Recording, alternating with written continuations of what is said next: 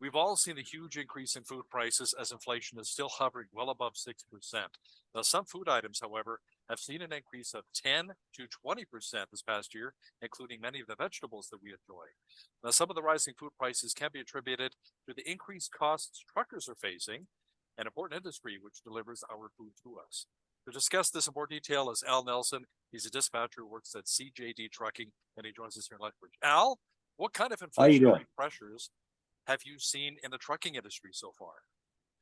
Well, it's pretty much across the board, Hal. Of course, fuel is always an issue. It's higher than it's been historically.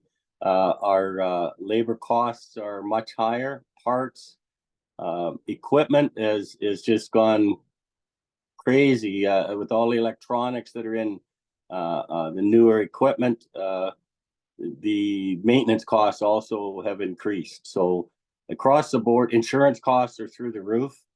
So our expenses have gone up drastically in the past few years.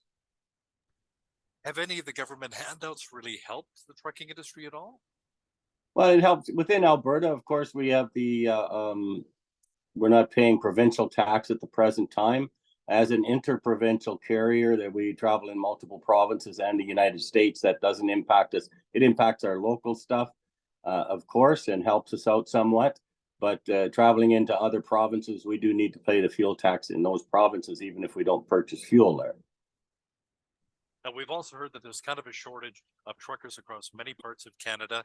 Is that still the case? And if so, why?